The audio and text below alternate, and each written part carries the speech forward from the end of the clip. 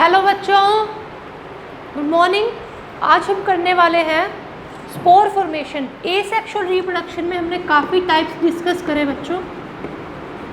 Asexual reproduction का ही next type है स्पोर फॉर्मेशन। क्या होता है स्पोर फॉर्मेशन बच्चों? स्पोर फॉर्मेशन पहली बात तो फंजाई में बहुत कॉमन है। You all are aware with fungi, ठीक है। फंजाई के अंदर स्पोर फॉर्मेशन बहुत कॉमन है। अब समझते हैं हम एग्जाम्पल से। We will understand it with the example of the fungus Rhizopus, with Rhizopus or the bread mold, commonly called as bread mold।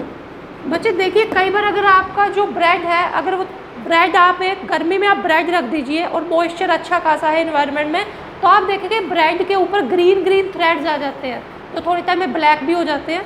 तो वो एक्चुअली उस पर एक फंगस की ग्रोथ है, दैट इज राइजोपस और द ब्रेड मोल्ड।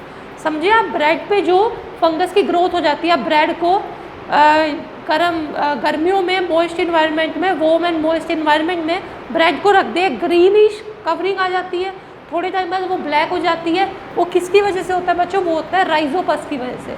अब fungus का एक जनरल फंगस का स्ट्रक्चर कैसा होता है बच्चों? फंगस के जो सेल्स है ना बच्चों, they are arranged in long threads like structure. Fungus के जो सेल्स हैं ना, वो लंबे थ्रेड लाइक स्ट्रक्चर्स में अरेंज होते हैं बच्चों। फंगस के सेल्स ने एक थ्रेड लाइक स्ट्रक्चर बनाया होता है। इस थ्रेड को कहते हैं बच्चों फंगस का हाइफा। इस थ्रेड को क्या कहते हैं? फंगस का हाइफा, और द हाइफी प्लूरल। ये जो थ्रेड लाइक स्ट्रक्चर है, इन्हें हम कहते हैं हाइफी। और ऐसे काफ़ी सारे थ्रेड्स आपस में इंटरलिंक होते हैं, इंटरवोवन होते हैं, just like a net, just like a network. ये जो फिर पूरा नेटवर्क बना हाइफी का, जो आपस में इंटरलिंक्ड है, जो इंटरवोवन है, उस पूरे नेटवर्क को बच्चे हम कहेंगे, उस पूरे नेटवर्क को हम क्या कहेंगे? हाइफी का जो नेटवर्क है, that is called as mycelium, that is called as mycelium. तो समझे, एक इलोंगेटेड जो फिलामेंट है इसका, उसको हम हाइफी कहते हैं, और हाइफी का नेटवर्क है उसको बच्चे माइसीलियम कहते हैं। इनका भी रिप्रोडक्शन में कोई रोल नहीं है। रिप्रोडक्शन में क्या होगा? जब इन्हें एसेक्सुअल रिप्रोडक्शन करना है, यहाँ से स्पेशली इससे परपेंडिकुलर एक स्टोक राइज होगा, there will rise a stalk, एक स्टोक राइज होगा। उस स्टोक के टर्मिनल एंड पर there will a bob like structure, there will a bob like structure. This is called as sporangia. ये जो आप एक balloon like bob like structure देख रहे हैं, this is sporangia. Sporangia contains small cells. It contains special cells बच्चों. It contains special cells. It contains specialized cells known as the spores. Spores are unicellular structures. These ones, ये sporangia है, और sporangia के अंदर बच्चों भरे हुए हैं हमारे spores. These are the spores. These are the spores. Sporangia is a structure, is a sac-like structure which contain the spores. और ये जो स्टोक है, इसको स्पोरेंजियोफोर कहते हैं। इसको क्या कहते हैं? स्पोरेंजियोफोर। स्पोरेंजियोफोर, फोर मतलब एक स्टोक, जो एक स्टोक लाइक स्ट्रक्चर है जो इसको कैरी कर रहा है। जस्ट इसका भी रिप्रोडक्शन में कोई डायरेक्ट रोल नहीं है, it is just carrying the sporangia. तो I am repeating this, this is a fungus Rhizopus और द ब्रेड मोल्ड। इसका एक जो ये स्ट्रैंड है, इसको हम हाइफी कहते हैं, and a network of hyphae is called as mycelium. This are not a reproductive structure. Reproductive structure ये है, there is a stalk sporangiophore, उस स्टोक के ऊपर बच्चों ये बैलून लाइक स्ट्रक्चर, एक सैक लाइक स्ट्रक्चर है, दैट इज स्पोरेंजिया। स्पोरेंजिया के अंदर होते हैं spores, these are small cell which are spores. Now what will happen? On maturity, the sporangia burst. On maturity, the sporangia will burst.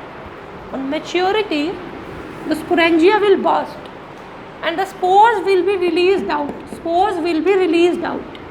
This is a spore.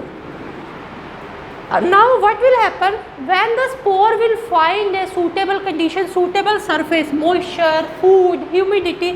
It will start germinating. There will be spore germination. There will be spore germination. It will start germinating. It will form a tube-like structure like this. This is a spore. It will form a tube-like structure. Now it will start the cell division. Now it will start the cell division. Cells, cells, cells. तो देखिए Haifa बन गया. Ultimately it will grow to form a new fungal mycelium, hyphae बनेगा, ऐसे ही repeated cell division होंगे बच्चों, and it will form A complete mycelium. तो समझ आया, स्पोर्स बर्स्ट आउट हुए, spore will germinate, it will cell division will start, it will give rise to a new mycelium. Now one important things, there is a question they are asking, how is spore advantageous, how is spore formation advantageous to the fungi? Advantage क्या है spore formation का?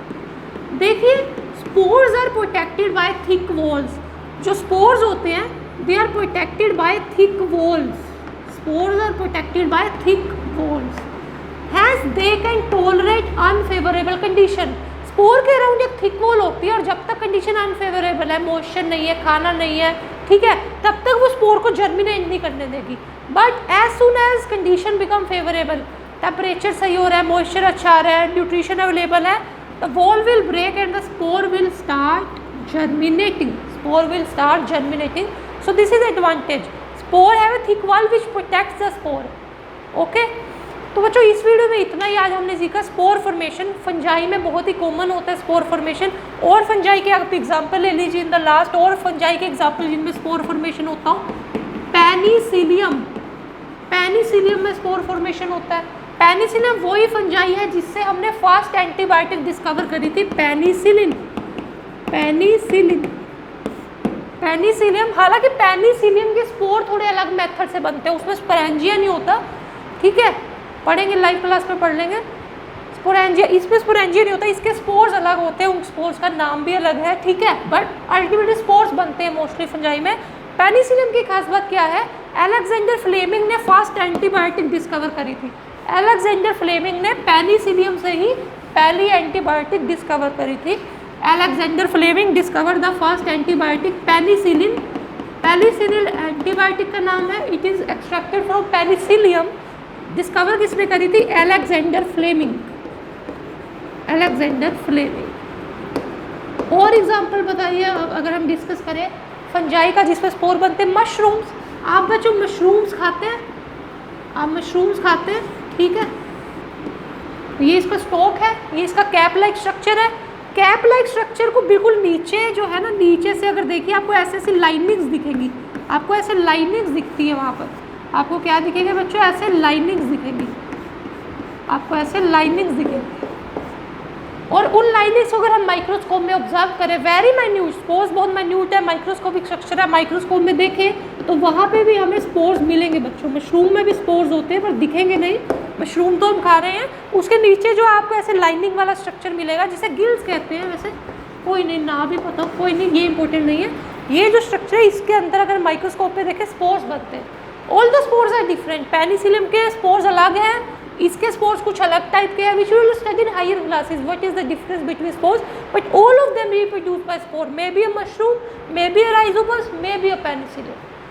ठीक है, तो इस video में इतने बच्चों, thanks for watching, okay, bye bye.